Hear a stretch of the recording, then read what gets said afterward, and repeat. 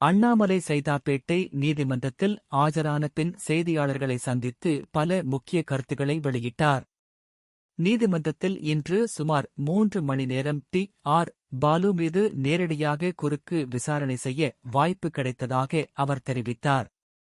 இந்த வாய்ப்பிற்கு துணை நின்ற அனைத்து வழக்கறிஞர்களுக்கும் நன்றி தெரிவித்தார். குறுக்கு விசாரணை என்ன நடந்தது? அண்ணாமலை கூறுகையில், டிஎம்கே ஃபயர் ஸ்பாட் 1-2 மூலம் முன்வைத்த குற்றச்சாட்டுகளில் முழு நம்பிக்கை இருப்பதால் மூத்த வழக்கறிஞர் சார்பில் அளிக்கப்பட்ட அபிடவிட்டை வாபஸ் பெற்று தாமே நேரடியாக ஒரு சாமானிய மனிதராக ஆஜராகி வாதிட்டதாக தெரிவித்தார். ஆனால் டி.ஆர். பாலுவின் தரப்பில் விமான பயணம் இருப்பதாக தெரிவிக்கப்பட்டதால் குறுக்கு விசாரணை அடுத்த தேதிக்கு மாற்றப்பட்டுள்ளது. அடுத்த விசாரணை தேதி ஏப்ரல் 7. ஆர்.எஸ். பாரதி வழக்கு மார்ச் 10. ஆர்.எஸ். பாரதி மீது தொடரப்பட்ட அவதூறு வழக்கும் அடுத்த தேதிக்கு மாற்றப்பட்டுள்ளதாக கூறினார். சாமானிய மனிதனும் நீதிமன்றத்தில் வாதிடலாம்.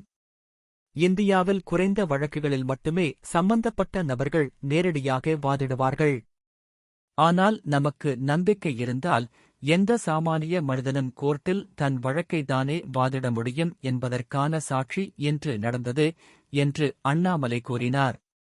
புதிய அவதூறு வழக்கு காரணம் என்ன? குறுக்கு விசாரணையின் போது தனிப்பட்ட சொத்து குறித்து குற்றச்சாட்டுகள் முன்வைக்கப்பட்டதாக அவர் தெரிவித்தார். தனது மனைவியின் கல்வி, வேலை, வருமானம், வாங்கிய சொத்துக்கள் அனைத்தும் வருமான வரித்துறை விதிமுறைகளுக்குட்பட்டவை என்றும் வங்கிக் கடன் மூலம் வாங்கப்பட்டவை என்றும் விளக்கினார். இதுகுறித்து நீதிமன்றத்தில் பதிவு செய்துவிட்டு டி.ஆர். பாலு மீது மேலும் ஒரு புதிய அவதூறு வழக்கு தொடர உள்ளதாக அறிவித்தார். சொத்து விவரங்கள் பொதுவெளியில் வெளியீடு.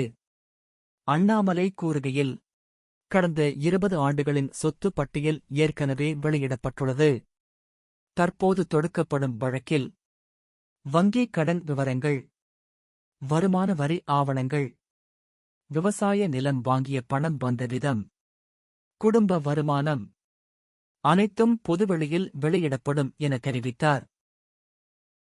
அரசியல் நிலைப்பாடு. நேர்மையான அரசியலை முன்னெடுக்க விரும்புகிறேன். கடினமான பாதையில்தான் பயணிக்கிறேன். இந்த வழக்கை தமிழக மக்களுக்கு உண்மைகளை விளக்கும் வாய்ப்பாக பயன்படுத்துவேன் என்றார்.